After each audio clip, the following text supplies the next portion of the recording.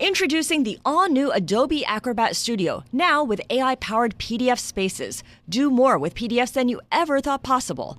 Need AI to turn 100 pages of market research into 5 insights with a click? Do that with Acrobat. Need templates for a sales proposal that'll close that deal? Do that with Acrobat. Need an AI specialist to tailor the tone of your market report to sound real smart in real time? Do that with the all-new Adobe Acrobat Studio. Learn more at adobe.com/do that with Acrobat. Your next product launch is coming fast. Don't let billing slow you down. Legacy systems can't handle usage-based billing. That means your team is stuck gluing code together, piecing through spreadsheets, and running ad hoc queries just to figure out what to bill. With Metronome, you can roll out new pricing in minutes instead of months, whether it's usage-based, seat-based, or a hybrid model. Visit metronome.com to see how companies like OpenAI and Anthropic launch billing as fast as they launch products. That's metronome.com. At GSK, we believe that to get ahead of disease, you need to understand its root cause. And that's why we combine our deep understanding of immune science with cutting-edge technology. It helps us to create targeted therapies that match the right treatment to the right patient, transforming the lives of millions. By uniting science, technology, and talent, we work tirelessly to get ahead of disease together. Visit gsk.com to discover more. Bloomberg Audio Studios. Podcasts, radio, news. This is Bloomberg Daybreak Weekend, our global look at the top stories in the coming week from our Daybreak anchors all around the world. Straight ahead on the program, a look at earnings from the biggest banks on Wall Street, what they'll tell us about the health of the U.S. economy. I'm Nathan Hager in Washington. I'm Caroline Hepker, where we're considering how climate change is hitting Europe the hardest. Plus, this week's fresh record for gold. What's ahead for everyone's favorite metal in the final months of the year? That's all straight ahead on Bloomberg Daybreak Weekend. On Bloomberg 1130 New York, Bloomberg 99.1 Washington, D.C., Bloomberg 92.9 Boston, DAB Digital Radio London, Sirius XM 121, and around the world on BloombergRadio.com and the Bloomberg Business app.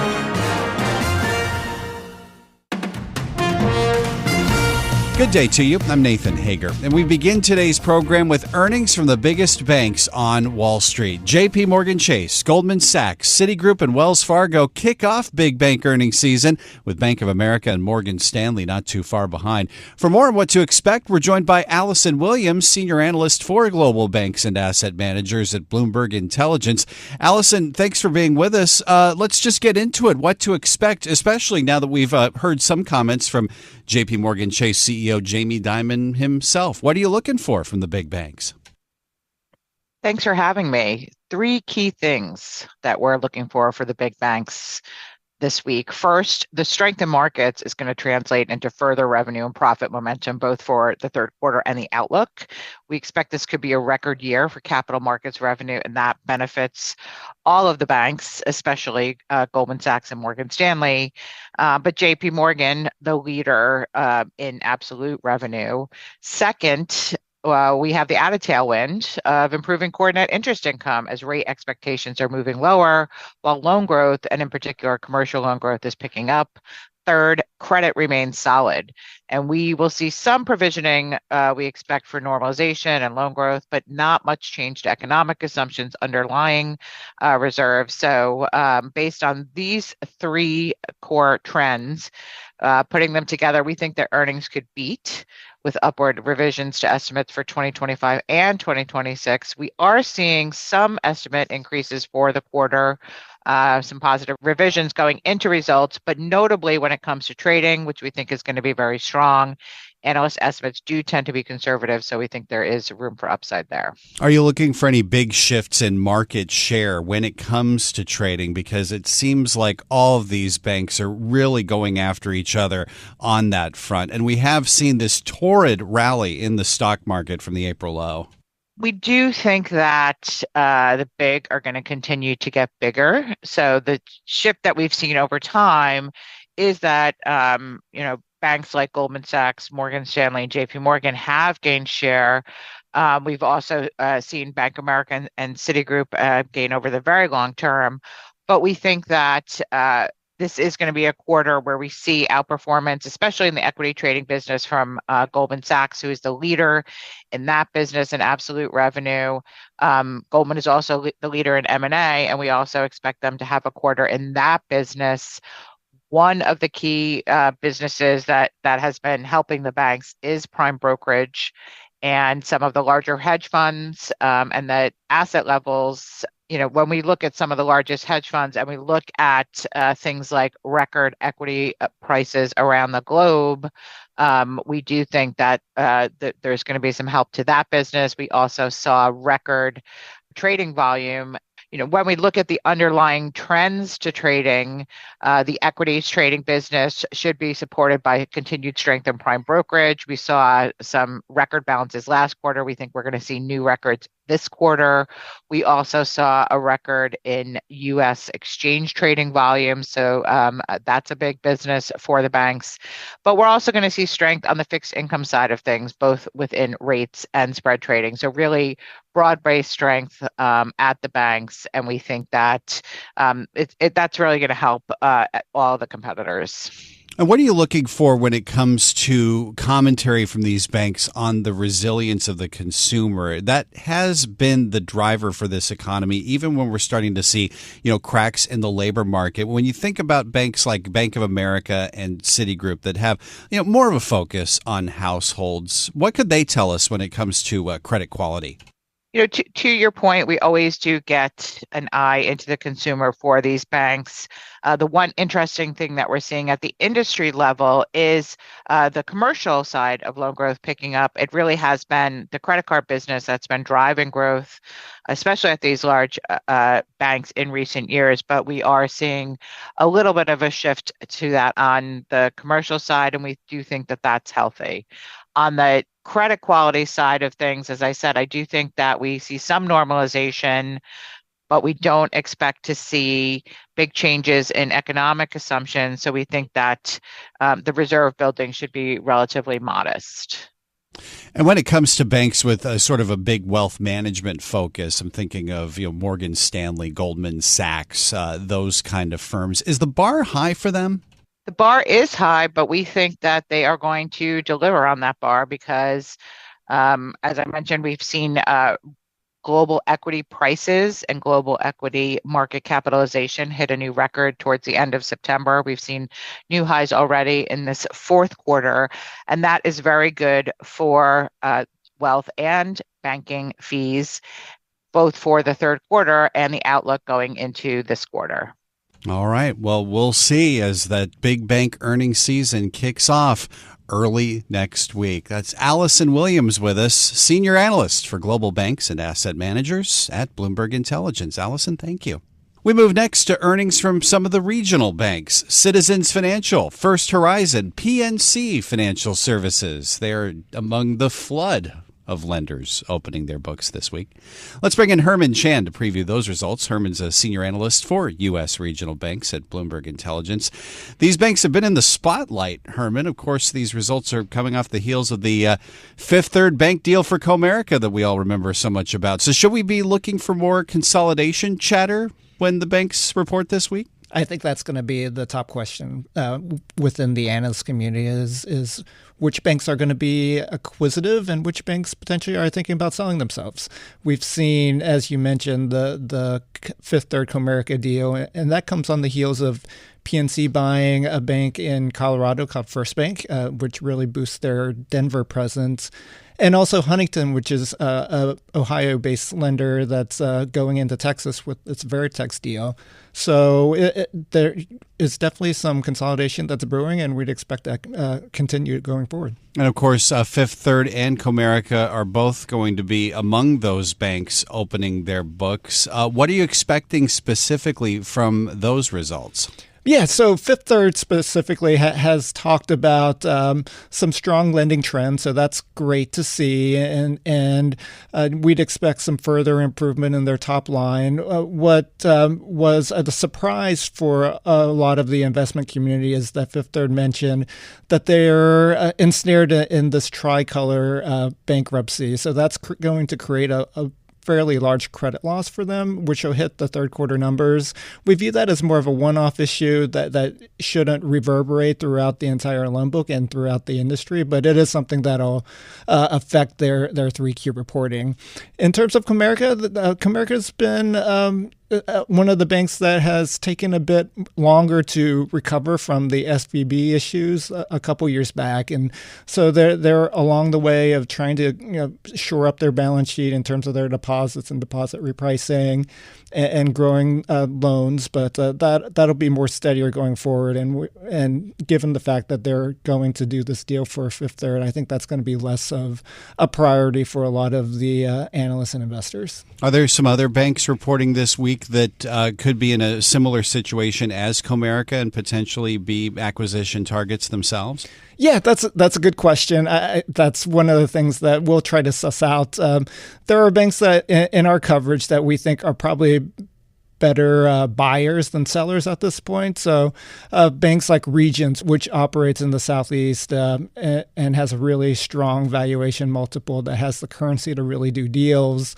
Another bank based in Buffalo, New York, M&T Bank, also has a track record of doing deals and has a strong currency to do deals. So those are the ones that I think the market's going to focus on in terms of they're going to be the next to potentially be acquisitive.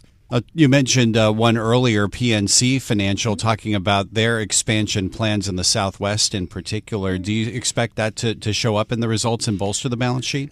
At this point, that deal needs to be closed, but I think the next question for PNC in particular is what's next for them. They've been vocal about potentially doubling their balance sheet to over $1 trillion in assets. And this deal, while helpful, it's not going to get them there anytime soon. So there's going to be some organic growth, but really there's going to be more consolidation over the next several years. So where do they go next? They've done the deal with First Bank. They've acquired BBVA USA, which really is the jumpstart for their Southwest and Sunbelt expansion into California as well.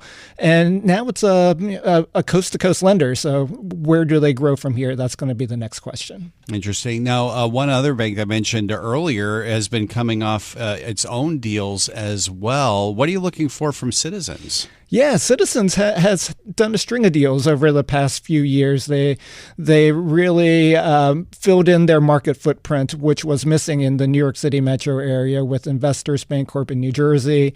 And then they acquired the branches from HSBC in the New York City metro area. So that really fills out their traditional Northeast New England footprint with the Mid-Atlantic footprint. So they're comfortably ensconced in the Northeast, and do they expand more outside where a lot of its large competitors have moved into the Southeast as well? So that's going to be top of mind and a good question for them. There's some scuttlebutt in the investor community if Citizens is going to be a seller or a buyer. So that's an ongoing question, particularly as larger banks try to get bigger to compete with the likes of JP Morgan and B of A. All right. Well, looking forward to regional bank earnings season. Thank you for this, Herman. Thank you. That's Herman Chan, senior analyst for U.S. regional banks at Bloomberg Intelligence. Coming up on Bloomberg Daybreak Weekend, we look at how climate change is hitting Europe the hardest. I'm Nathan Hager, and this is Bloomberg.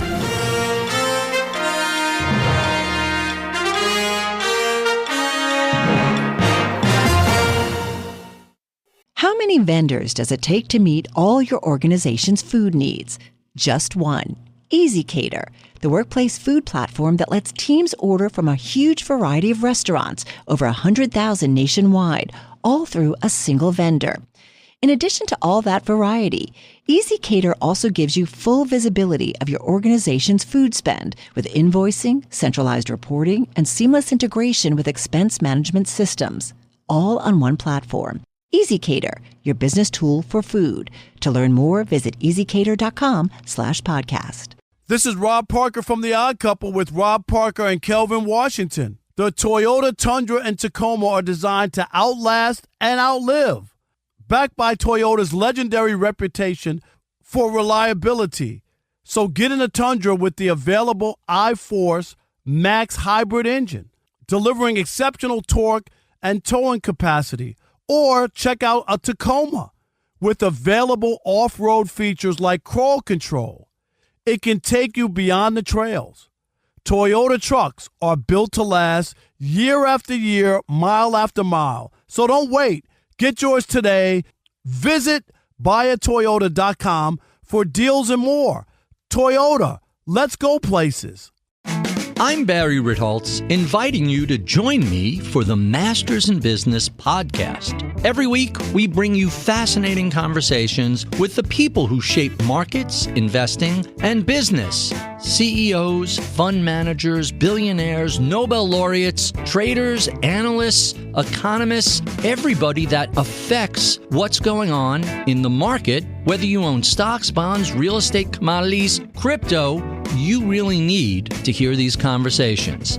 Sometimes it's behaviorists like Dick Thaler or Bob Schiller. Sometimes it's fund managers like Peter Lynch, Bill Miller, Ray Dalio. Sometimes it's authors, Michael Lewis, author of The Big Short and Moneyball. Regardless of the conversation, these are the folks that move markets each week. That's the Masters in Business podcast with me, Barry Ritholtz. Listen on Apple, Spotify, or wherever you get your podcasts. This is Bloomberg Daybreak Weekend, our global look ahead at the top stories for investors in the coming week. I'm Nathan Hager in Washington. Up later in our program, after a fresh record for gold, what's ahead for bullion heading into November? But first, in the coming days, global climate bankers, forecasters, and government ministers will gather in London for the annual New Energy Finance Summit. The number of extreme weather events keeps rising, and the economic damage they cause is going up too. With the U.S. pushing the EU to stop buying Russian gas and to cut back on green regulation, many are asking if the continent's green plans for the future are still intact. For more, let's go to London and bring in Bloomberg Daybreak Europe anchor Caroline Hepker. Nathan, Europe is getting hotter, 2.4 degrees Celsius hotter than before the Industrial Revolution. That's 4.5 degrees Fahrenheit for our US listeners. That means the continent is warming faster than any other region on Earth, which in turn is disrupting the continent's weather. It's also getting harder to predict when power grids need more energy to cope. That hasn't stopped some European politicians from calling for the rollback of green pledges as they grapple with high costs of living. Greg Jackson is Chief Executive Officer of the UK's largest energy retailer, Octopus Energy. He told us that's a knock-on effect of the shift in America. You can't ignore what happened in the US. You know, you went from an administration that passed the IRA, one of the biggest commitments to government support for a specific set of industries in history, world-changing, to an administration that used the phrase drill, baby, drill. I think that has really set the tone in a bunch of European countries, including the UK, where there is now an intense debate about our future of energy. That was Octopus Energy CEO Greg Jackson there on this week's Zero podcast. So, what does the future of power look like? Well, in the next few days, the European Union's Energy Commissioner and Portugal's Energy Minister will be joining executives right here in London for the annual BNEF Summit. Joining me now is Ben Vickers, who is our chief editor of Bloomberg NEF, and Joe Wirtz, our weather and climate reporter here in London. Welcome to both of you. Hey. Joe, can I start with you firstly? We're thinking about climate change. Summers in Europe have seen record-breaking heat waves with really serious consequences. I wonder, when you think about your work, your job as a weather and climate reporter, how has that changed? Well, I mean, isn't that the joke, right? That the weather is always changing. My job has changed quite a bit. Really, as I started as a climate and environment reporter, and increasingly that became more and more about extreme weather. And extreme weather really shapes how people, businesses, power, energy move across the world. It dictates trade, economy, and people's lives, and that's increasingly the story that we're focusing on. Ben, how are Bloomberg's NEF teams looking at this changing world, the impact of climate change, a kind of big big thought? Yeah, I was going to say that's a very, very big question. So, I mean, basically what we do, we're a data supplier, and we do analysis on the back of that, and we're looking at the shift in the economies worldwide to basically a lower carbon economy for everyone. Now, climate adaptation and climate risk have come to the fore. So we're adding new areas of research to help companies and policymakers sort of navigate not just the climate risk and the need for climate adaptation, but also how to keep businesses going, keep them profitable as we go down the route to energy transition, really. Energy transition, yeah, exactly. So it's very much a changing picture as well. It's not as bad as the weather, but it's shifting. Well, thinking about that weather element, Joe, in the winter months, Europe has had in the past fears that a sudden cold snap would cause gas prices to spike. This in amidst all of the other kind of energy challenges that we have. Is there also a similar concern about that this year? Yes, absolutely. We've already seen, a early season cold snap. We had a big one in Eastern Europe already, and traders and governments are really locked in right now. This is basically like cold snap hunting season for governments and traders. Their eyes are on the forecasts. They're watching for any sign that a drop in temperatures could really throw off balance the sort of fragile state of the energy markets right now. Increased competition for gas, and so any deviation there, any cold snap can really raise demand and create ripple effects. And gas storage has also been an issue. It's been an issue in the UK and across Europe in past winters. Is it equally bad this time round? So Europe did a good job stockpiling gas over the summer. It's still, that stockpiling was below what is historically the summer norm for stockpiling, but it did beat some expectations for that stockpiling. So we started the natural gas winter, essentially, which starts in October. So started that season with about 83% of the stockpiles full, which was better than a lot of people expected, but still not as good as it could be. But we've already seen with that first cold snap we had recently in Eastern Europe that some European countries are already having to tap into that gas supply. Absolutely. Now, of course, there have been incidents of blackouts in Europe, and I think this is going to be quite crucial when you speak to Portugal's energy minister, who is speaking actually at the Bloomberg NEF summit just in the next few days. I'm sure there'll be a lot of interest in understanding what she has to say about how the country dealt with that blackout. It has been blamed both on the power grid and also on renewable energy. And Ben, you're going to be interviewing her. What are you going to try to ask and find out? So, there's a couple of things. There's obviously the human side to this, because being energy minister and waking up one morning with the lights off, not just in your house or down the street, but across the country is probably a nightmare. So there's that personal experience of finding yourself in the hot seat. Three months after that April 28th blackout, the minister presented 31 measures to basically address all the problems they've been able to identify. And some of those are obviously within her remit. Those are the ones she's trying to address. But there's a bigger issue of interconnections, basically, between European power markets. And for a long time, Spain and Portugal have been asking France to improve the connections between those countries. And there's a sort of a little bit of a tiff between them and allegations that there are interests for the nuclear power plants to be able to sell their power rather than allowing solar from Spain to come in really cheaply and so on. So there's a little bit of EU negotiation to go on there as well. But they're investing 137 million in their grid to upgrade that. They're putting in a couple of new power stations that are going to light up in January, which are what they call them black start stations, which is basically when everything goes off, these switch on automatically and sort of a first line of defense. But there's actually quite 31 of these measures. So we're going to be talking to her a lot about what the plans are. What the plans are and what she's delivering and how quickly and so on. Yes, I think that will be really fascinating.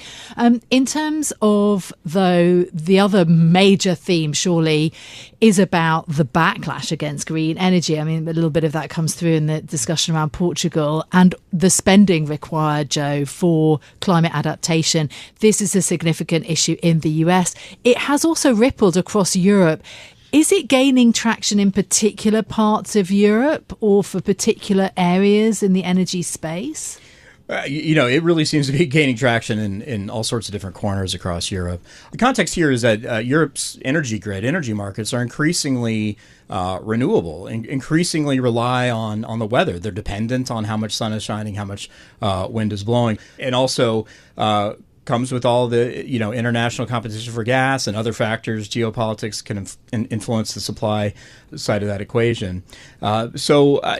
Increased pressure on all those markets are definitely raising the stakes. And in each of these countries, these ambitious climate targets that they set up have really been challenged. Last month was supposed to be a big milestone, right? Europe was supposed to get together and come to this big agreement, this final agreement on their long-term 2040 targets, and they kicked that can down the road. And now those countries are fighting about that. There's more domestic spending demands on each of these countries. In some cases, these countries are wanting to siphon off more money for defense spending and things like that, and more political unease with some of the ambitious spending targets that go along with these green goals. And if that wasn't enough, you just have to throw in artificial intelligence, which we have spent months thinking about, the big build out of artificial intelligence, the energy demand, Ben, that is going to also really underline some of the difficulties in the energy space. How do you think that the impact of AI is going to affect your forecast when it comes to power demand? How are you thinking about this oncoming technology? So there's a massive amount of interest in the impact that AI is going to have on power demand, on prices, more generally as well for consumers. Yeah, we've been looking at what the likely development of AI data centers, basically the hyperscalers. But we're looking at out to 2035, the power demand from data centers we expected to have quadrupled from where it is right now. That's only actually 4.4% of all the electricity demand worldwide. So it's a small proportion of the electricity worldwide, but it's where it happens and when it happens, I suppose, which is really important. Now, if in 2035 you put all the data centers together, they would be, so look at them as if they were a country, they would be the fourth largest country in the world behind the US, China, India. Then there's data centers as a sort of a demand center. So it is going to be very big. That said, as one of the senior executives in one of the AI companies was saying this week, there's only one thing you really need to know about AI, which is it's changing so fast, and we don't quite know what's going to happen. So the forecasting here is obviously going to be quite tricky. Short term, we expect the demand for power to be supplied by rather traditional sources. So it is going to be coal and gas coming in. That's in the short term because the build out is so rapid. Right. So places in the US like Virginia and Oregon, Texas and Ohio, which have classically been able to supply this, are going to benefit from the immediate demand. But longer term, then renewables have an opportunity to move in here. Yeah, and that's a trend that we see, generally in such a tight market like Europe, is that not just with data centers, but just traditional sources of demand for electricity. When the demand gets high and the prices spike, or maybe the supply is constrained, they switch on the traditional sources of power to supplement that grid. That means switching on a gas plant and using what can be switched on more reliably than maybe the wind or the solar, which might not be coming in the middle of a cold, dark day. BNEF's Ben Vickers and Bloomberg's Joe Wirtz, thank you so much. We'll have full coverage of the upcoming BNEF Summit on the 14th to 15th of October across Bloomberg platforms. I'm Caroline Hepker here in London, and you can catch us every weekday morning for Bloomberg Daybreak Europe beginning at 6 a.m. in London. That's 1 a.m. on Wall Street. Nathan. Thanks, Caroline. And coming up on Bloomberg Daybreak Weekend, gold retreats from a fresh record. We speak to one of Wall Street's biggest names about the future for everyone's favorite metal. I'm Nathan Hager, and this is Bloomberg.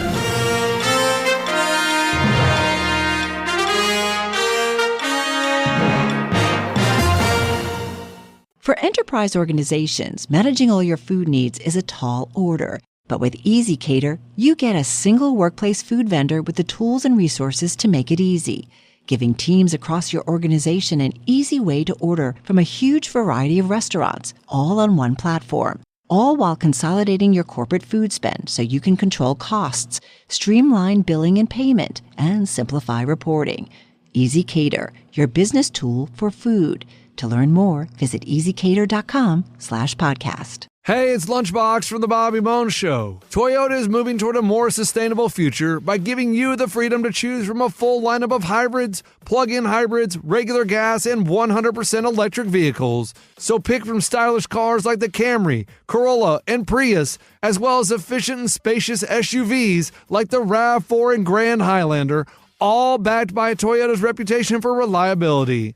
In fact, for 2025, Toyota is the best resale value brand for the 5th year in a row, according to Kelley Blue Book's KBB.com. So smart buy today can mean higher trade-in values tomorrow. With Toyota, you have more choices and less compromise. Visit buyatoyota.com for a great deal on an efficient Toyota today. Vehicles projected resale value is specific to the 2025 model year. For more information, visit Kelley Blue Book's KBB.com. Toyota, let's go places. I'm Carol Masser. And I'm Tim Stenivek, inviting you to join us for the Bloomberg Business Week Daily Podcast. Now, every day we are bringing you reporting from the magazine that helps global leaders stay ahead. We've got insight on the people, the companies, and trends that are shaping today's complex economy. That's right, Tim. We're all over global business, finance, tech news, all as it is happening in real time. And we've got complete coverage of the U.S. market close. Gotta say, basically, if it impacts financial markets, if it impacts companies, if it's impacting trends and narratives that are out there, we are on it. We also have a lot of fun doing it. Bloomberg Business Week also brings you the analysis behind the headlines through conversations with our expert guests. And we are doing this all live each weekday. And then we bring you the best analysis in our daily podcast. Search for Bloomberg Business Week on YouTube, Apple, Spotify, or anywhere else you listen. Check it out on your way home from work to catch up on the conversations that you missed during the business day. And on the weekend, check it out for a complete wrap-up of your business week. That's the Bloomberg Business Week Daily Podcast. I'm Carol Masser. And I'm Tim Stenivek. Subscribe today wherever you get your podcasts. This is Bloomberg Daybreak Weekend, our global look ahead at the top stories for investors in the coming week. I'm Nathan Hager in Washington. This week, gold prices topped $4,000 for the first time ever. This year has seen a meteoric rise for the precious metal. Year to date, it's up a whopping 50%. And that gain is catching the eye of one of Wall Street's biggest names. Ken Griffin, the CEO of Citadel, says the surge in gold could point to a move away from the dollar, and he says that's concerning. Ken Griffin sat down for a wide-ranging interview with Bloomberg's Francine Lacroix to weigh in on gold's future and the prospects for a U.S. recession on the horizon. Let's listen into that conversation now. Let's just cut to the chase. Inflation is substantially above target, and substantially above target in all forecasts for next year. I mean, it's part of the reason the dollar's depreciated by about 10% in the first half of this year. It's the single biggest decline in the U.S. dollar in 6 months in 50 years. Gold is at record highs. And the appreciation in other dollar substitutes, to use that word loosely, in items like crypto, for example, is unbelievable. So we're seeing substantial asset inflation away from the dollar as people are looking for ways to effectively de-dollarize or de-risk their portfolios vis-a-vis U.S. sovereign risk. Are you really seeing that? No, just check the price of gold. Well, I mean, I don't have to look very hard. That's like a life of its own. Yeah. What? It's a life of its own, gold. No, but it's a life of its own as you see sovereigns around the world, as you see central banks around the world, as you see individual investors around the world go, you know what? I now view gold as a safe harbor asset in a way that the dollar used to be viewed. That's what's really concerning to me. And there's been plenty of published research in recent weeks, months, about foreign investors now when they buy U.S. equities, hedging the returns back to their local currency. So that, again, is a bifurcation of I'm going to bet on American business, but I want to immunize some of my sovereign exposure to the United States. Ken, the previous panel was talking about the shutdown. Given where we are in the shutdown, can the Fed properly do its job at the end of the month in these circumstances where we may not have enough data? I don't think the data over a few weeks should really be that determinative to the Fed. I mean, that sort of overgrandizes what the impact or importance of that data is, particularly with the sampling errors that's intrinsic in how that data is produced and compiled for the Fed. Like, I just think that's a bit of a misplaced warrior concern. Do you worry about the shutdown, full stop? Look, the shutdown is symbolic of a different problem, which is the dysfunction between the Republican and Democratic Party on resolving issues with respect to the budget of the United States of America. And to be clear, both parties today are guilty of just profligate spending. As I said at the start, the U.S. fiscal situation is that of a nation that's trying to work its way out of a recession, except the reality is we're multiple years into a very high period of growth. This is where we should be running a deficit of in the Clinton days, we ran a surplus at this point in the business cycle. We're now running a deficit of close to 6 to 7%, depending upon where a number of things land. That is just completely irresponsible. And so what's amazing is we're having a shutdown debate over, in the scheme of things, a relatively small amount of money, and neither party is stepping up to the plate to deal with or grapple with the reality that the United States needs to endure a fair amount of fiscal reform to be on a path for long-term sustainability. Why is it not being talked about? It's politically unpopular, and unfortunately politics have gotten shorter and shorter and shorter in horizon. Can you imagine that, like I said, in the Clinton days they signed a budget with a surplus? And yet that was in our lifetime. It's been a long time since we've seen that level of discipline in Washington around managing the affairs of the U.S. economy. You worry a lot about debt, or you worry about debt. What's the way out of it? You must also. We all have to worry about the level of debt we have in the United States. And the market is pretty cool about it. The market will look past it for a few years, but if you go out with anybody to talk about what they worry about with respect to the U.S. economy, the fiscal situation is almost always top of list. So, I think there's one thing to keep in mind, which is asset prices reflect a level of exuberance that we see today. But I got to tell you, if you're out with anybody who's in the asset management business, top of list concerns, the level of spending in Washington is always top 3, if not number 1 on the list. What's the way out? Well, the way out is we need, first and foremost, growth is an important part of the way out. And this is where the Trump administration focus on deregulation is so important. It's so important in terms of creating an environment in which growth can exist, really important. Unleash the animal spirits in America. And the one thing about this country, different than most countries, is the entrepreneurial class in this country is incredibly ambitious and is really able to make profound changes happen. If you look across our investment portfolios, a substantial portion of all the money we invest is in businesses started in the last 50 years. It's remarkable the wealth created in this country by newly formed businesses. It's just stunning. It's the envy of the world.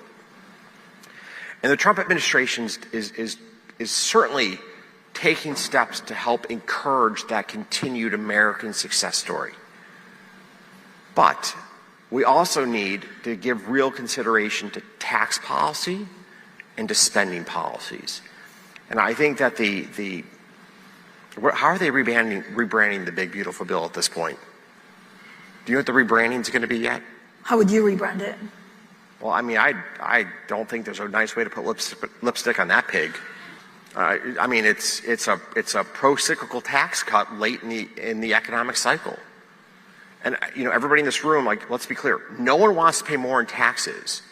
But if you're not on a sustainable set of tax policies in the best of times, what policies will that unleash in the worst of times? For example, will the United States head towards a wealth tax when the inevitable bills come due? Will we head towards tax rates that we last saw in Europe, 60, 70, 80%, as the inevitable bills come due? What is the long-term consequence of these policies right here, right now? And I think people are very concerned about what that might be in 10 or 15 or 20 years. How do inheritance taxes have to change in light of the tremendous amount of wealth held by the baby boomers and the tremendous amount of debt that their generation was a part of? So I think these are going to be really interesting policy debates that will emerge 7 years, 10 years, 15 years down the road, which could have some pretty adverse consequences. Particularly for American entrepreneurialism. Today as an entrepreneur, you're like, if I build a great business, I will get to keep a substantial amount of wealth I create.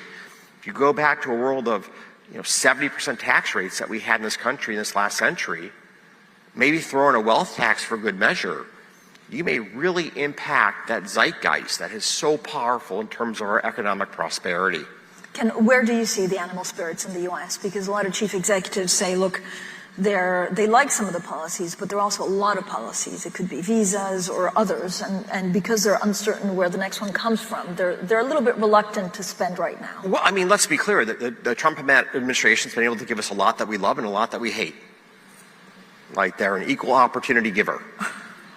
And on the pro side is clearly the push for deregulation, is clearly a message to American, whether it's small business owners or entrepreneurs, that this country wants to see our commercial class succeed.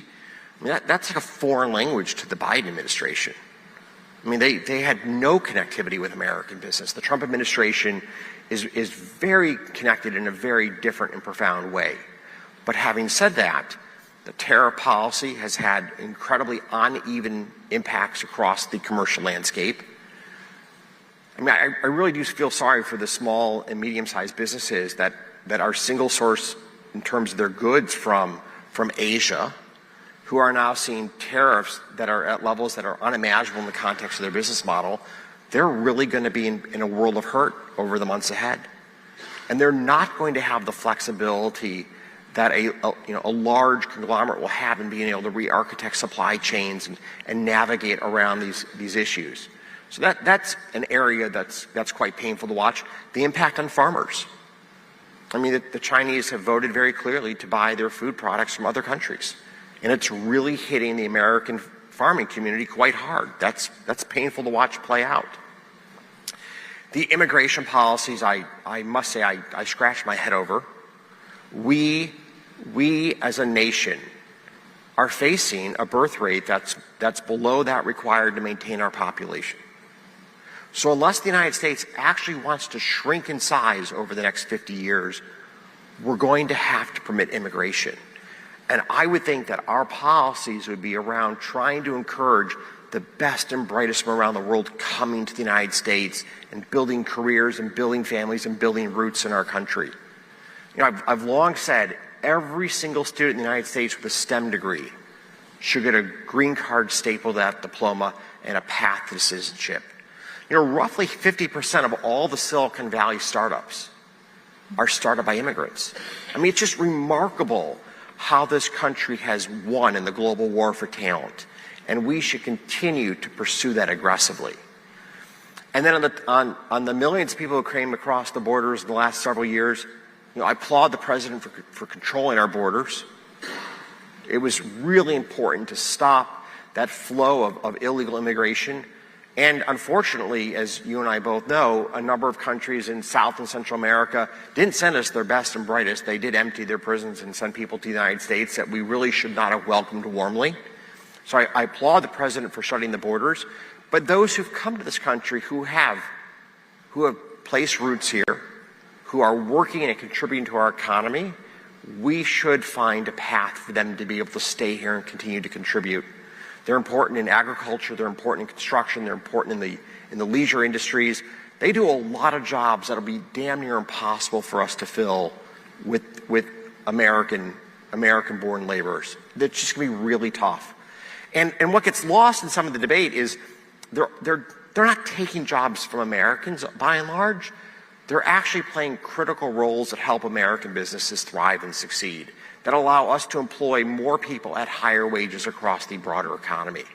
So I think when it comes to immigration writ large, I think we've come off the rails, and we really do need to rethink our policies. That's Citadel CEO Ken Griffin speaking with Bloomberg's Francine Lacroix. The conversation was part of this week's Citadel Securities Conference in Manhattan. And for more, you can catch the full interview on the Bloomberg Podcast's YouTube channel. And that does it for this edition of Bloomberg Daybreak Weekend. Join us again Monday morning at 5 a.m. Wall Street time for the latest on markets overseas and the news you need to start your day. I'm Nathan Hager. Stay with us. Top stories and global business headlines are coming up right now. For enterprise organizations, managing all your food needs is a tall order. But with EasyCater, you get a single workplace food vendor with the tools and resources to make it easy, giving teams across your organization an easy way to order from a huge variety of restaurants, all on one platform. All while consolidating your corporate food spend so you can control costs, streamline billing and payment, and simplify reporting. EasyCater, your business tool for food.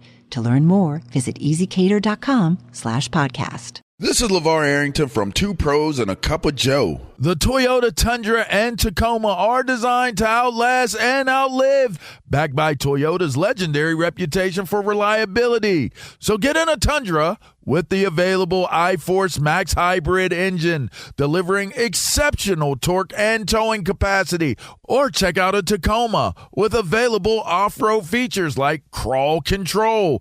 It can take you beyond the trails. Toyota trucks are built to last year after year, mile after mile. So don't wait. Get yours today. Visit buyatoyota.com for deals and more. Toyota, let's go places. The forces shaping markets and the economy are often hiding behind a blur of numbers. So that's why we created The Big Take from Bloomberg Podcasts, to give you the context you need to make sense of it all. Every day, in just 15 minutes, we dive into one global business story that matters. You'll hear from Bloomberg journalists like Matt Levine. A lot of this meme stock stuff is, I think, embarrassing to the SEC. Amanda Mull, who writes our Business Week buying power column. Very few companies who go viral are totally prepared for what that means. And Zoe Tillman, senior legal reporter. Courts are not supposed to decide elections. Courts are not really supposed to play a big role in choosing our elected leaders. It's for the voters to decide. Follow the Big Take podcast on the iHeartRadio app, Apple Podcasts, or wherever you listen.